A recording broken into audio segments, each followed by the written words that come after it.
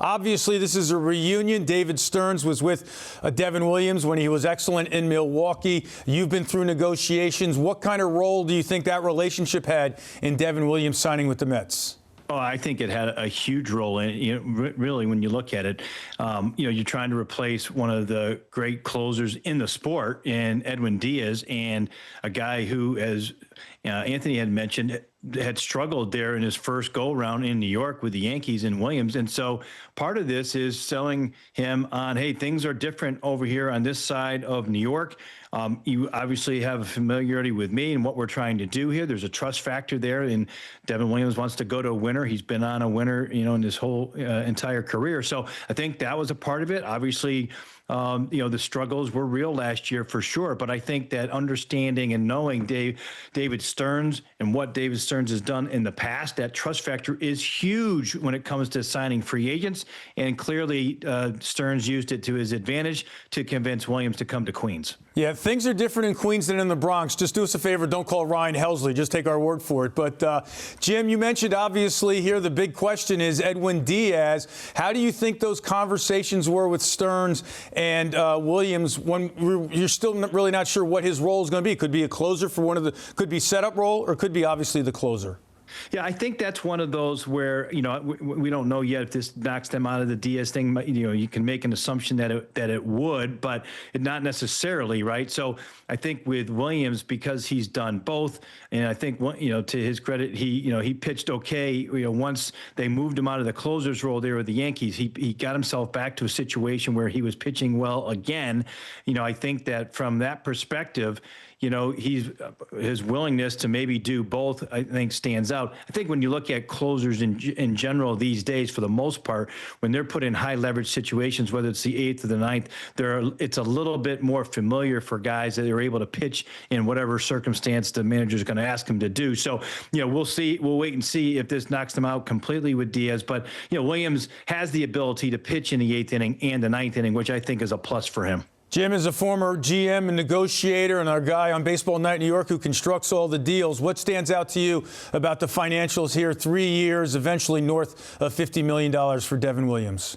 I mean, it's an expensive dollar amount, no question about it. I mean, Helsley, as you mentioned earlier, just signed a 2-year deal with an opt-out for the Orioles at $28 million for 2 years, for $14 million per year. So, this is above that. And really, if you look at it, with Williams' struggles there last year, I mean, if he had another good season like he had the prior years in Milwaukee, he's probably asking and getting a 4-year deal or a 5-year deal. So, this is, I think, in line with what the top closers get. It's probably a year less because of the fact that he had his struggles there last year, but it's still a significant amount of dollars when you start to look at the dollar amount and what closers are getting paid these days. So, I think from that standpoint of a dollar amount and what the Mets were paying him, it's within range of what some of the elite pitchers, in particular the high leverage relievers, are getting these days. So along those lines, as these dominoes start to fall, what do you think how does this deal impact Edwin Diaz, not just with the Mets, but with other teams across Major League Baseball? Well, listen, there's a lot of interest in Edwin Diaz, and I think that's a part of this equation, signing Devin Williams. When you start to hear teams like the Yankees and the the Dodgers, the Toronto Blue Jays interested in Edwin Diaz, you're getting into bidding wars with teams that are willing to spend a lot of money. And the Mets have spent a lot of money, don't get me wrong, but I think they were drawing a line with Diaz here in not wanting to go to 5 years. I think Diaz, minimum, gets 4 years and probably gets 5 years, whether it's with the Mets or somewhere else. And so, I think that aspect kind of stands out to me, overall, when you look at it from the sports side of things. And also, if you look at it, when you're starting to sign guys here ahead of the winter meetings, you're starting to see a bunch of guys come off the board here early. And generally, when you're signing guys, like a Devin Williams, you have to pay, a little bit more to get them. I think that's where the relationship with Stearns comes in, because I'm sure there are other teams offering him 3 years, but Stearns was able to convince him to go to Queens. So I think there's a lot that's wrapped into this signing and what it pretends to affect Diaz in his number. I think Diaz, while I was a little uncertain if he would get 5 years, I think it's looking more and more likely, because of the level of interest, that he might get 5 years. We are now joined by Steve Gelbs. And Steve, let's just go with your immediate reaction when you heard the news that Williams was signing with the Mets.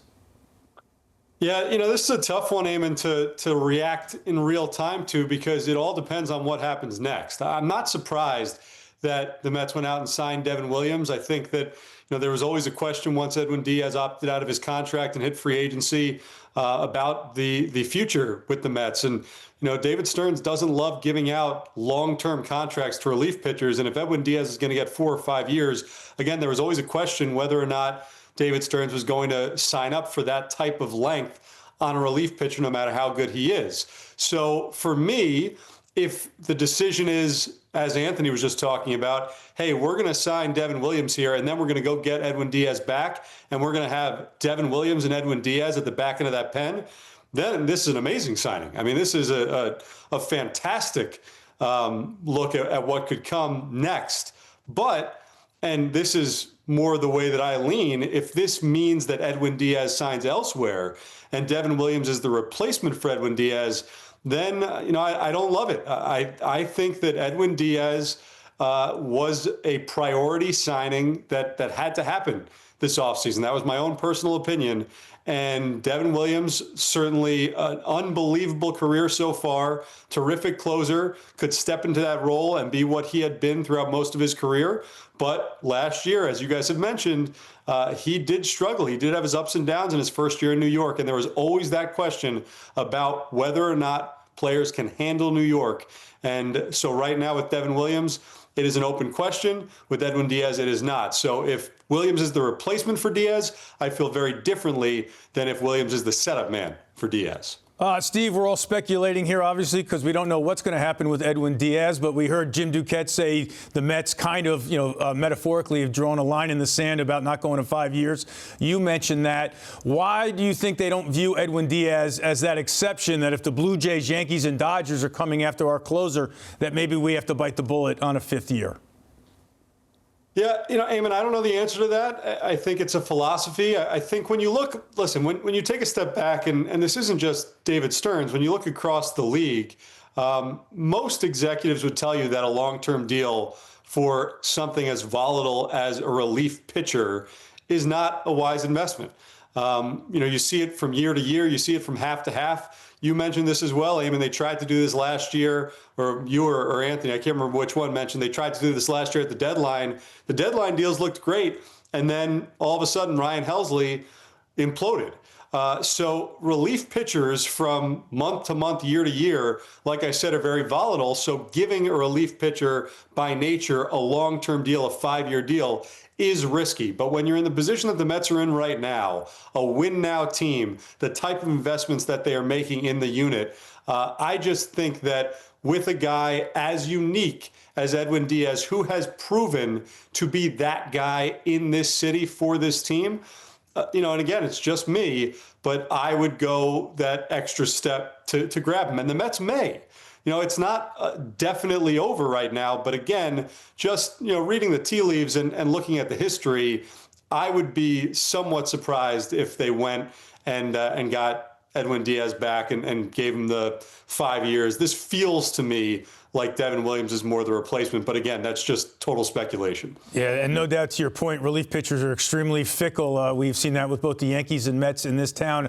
We just heard Jim Duquette say it's a little odd that a deal like this kind of went down before the winter meetings. Obviously, you've covered the winter meetings for years. Do you think this sort of will accelerate the free agent market around baseball, or is this a one-off? I don't know, Eamon. It's so different every year. I think probably the relief market will start to thaw a little bit. And again, if the Mets have decided to draw that line in the sand with Edwin Diaz, and this takes him out of play for the Mets, then I would assume that there's a pretty good chance that Edwin Diaz signs relatively soon in the next week or two.